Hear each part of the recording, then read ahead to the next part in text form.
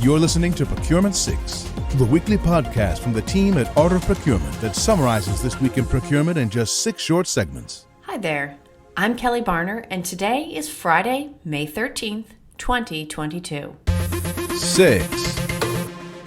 This episode of Procurement 6 happens to fall on Friday the 13th. But don't worry, here at Art of Procurement, we have your back. Here are some tips and traditional cures for procurement bad luck. Have you been receiving a lot of cost increase letters from your suppliers? Try throwing a pinch of salt over your left shoulder. Caution though, if you throw it over your right shoulder by mistake, you will probably get a visit from finance. And if you spill the salt in the process of getting that pinch, please clean it up. Your mother does not work here. If you speak your fears about a stakeholder going rogue out loud, you may have jinxed yourself. Knock on a solid wood table 3 times.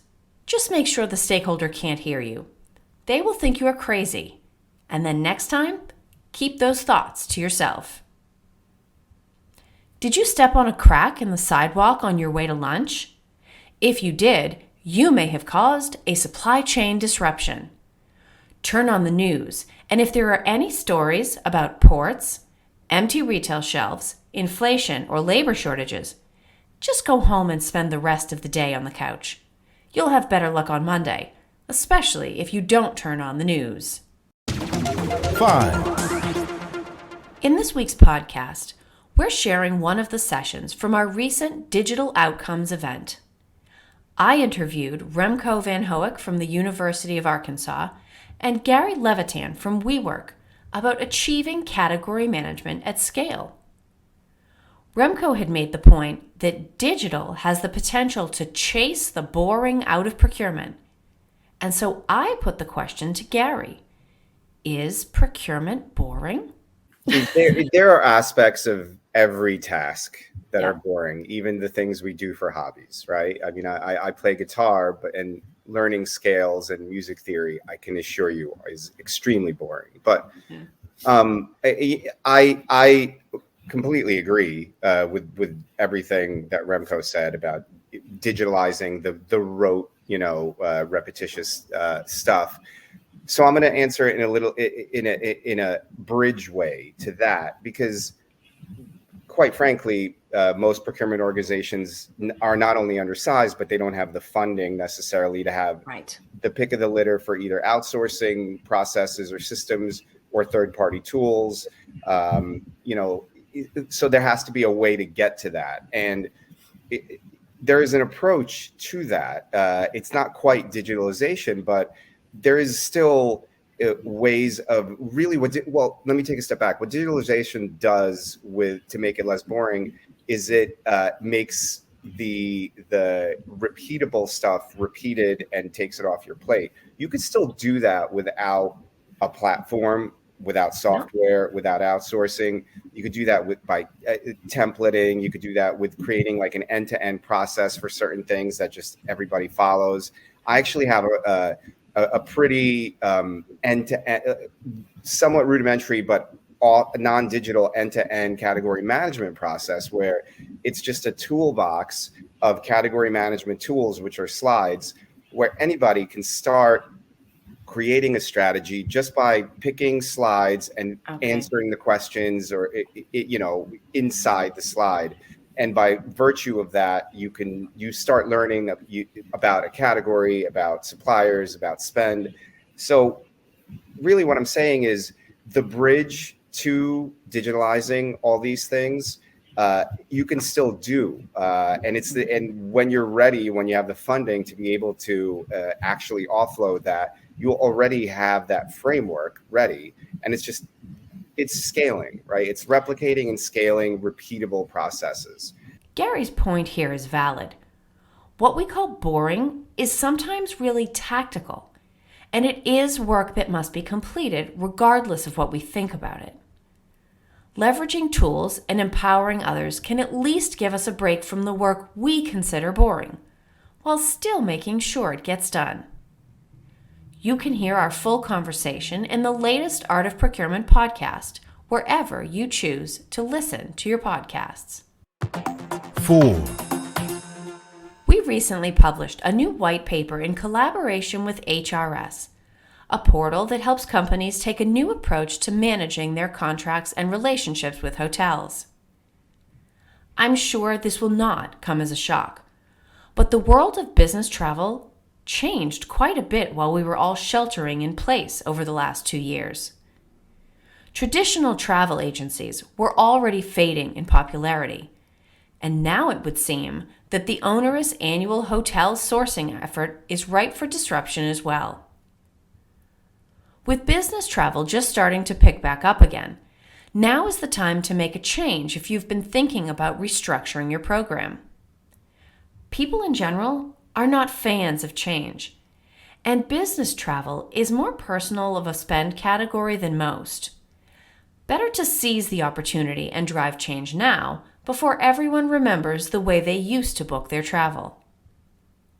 For more on the latest strategies for driving value and traveler satisfaction through hotel spend, download your free copy of the white paper on our site, Optimizing the Business Traveler Experience, delivering newfound savings and added value.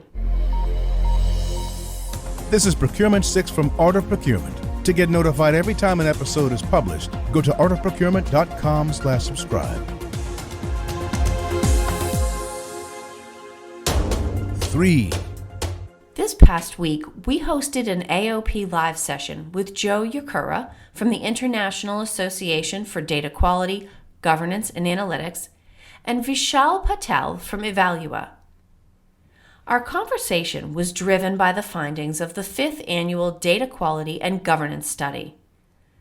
Not to be outdone, the Art of Procurement team decided to gather a little data of our own. We ran a LinkedIn poll that posed the following statement: I perceive our company's data to be... Now, here's the information that we gathered. Almost 80% of the poll respondents indicated that their data is either awful or problematic. About 20% said it is great, and 3% did not know. As we discussed these findings in the live event, Joe Yakura made an interesting point. If we just focus on the quality of our data, our efforts will stop short of returning the benefits we need, no matter how good that data gets. What do we need the data to help us do? What analytical capabilities and communication skills does procurement need to put the data to work? Quality data is a good beginning, but it is just the beginning. 2. In other news, tech industry representatives headed to Capitol Hill this week to speak with lawmakers about the next wave of impact they expect to see from the working from home movement. As we learned over the last 2 years, many jobs can be done from anywhere. That presented an opportunity for companies to leverage skilled talent in less expensive areas of the country, getting the same, and in some cases, better capabilities for a lot less money due to a lower cost of living. In January of 2020, 4.4% of all tech jobs were listed as remote work. By February of 2022, that number had skyrocketed to over 22%. And apparently, the changes won't stop at the ocean's edge. Workers in India, China, and even Canada may all start beating out U.S. talent for these positions, especially as the war for talent rages on and demands more creative solutions. When visas aren't needed, because work can be done remotely, even in the case of Canada, which does not cap the number of immigrating tech workers that can settle there, U.S. workers may be bypassed for full-time and contract work. And procurement will have another set of options to consider when looking to have service-based needs met virtually. 1. We are in the final countdown to the 2022 Supply Chain and Procurement Awards. The winners have been selected, and we're making final preparations to share their amazing achievements with everyone in procurement and supply chain. The award ceremony will be hosted as a live stream on the Supply Chain Now page on LinkedIn on May 18th from 10 a.m. to 12 noon Eastern. Philip Eidson and I will be hosting with Scott Luton from Supply Chain Now.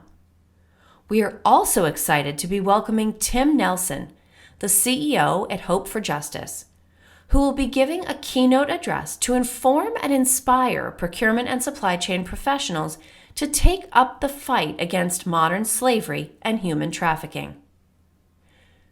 Just go to artofprocurement.com/calendar to find out more. And you can find all the links associated with the stories and events mentioned today on the show notes page for this episode at artofprocurement.com/podcast. Thanks for listening. We'll be back next Friday at 6 a.m. U.S. Eastern Time. If you've enjoyed this pod, help us grow and tell your peers to search for Procurement 6 wherever they get their podcasts.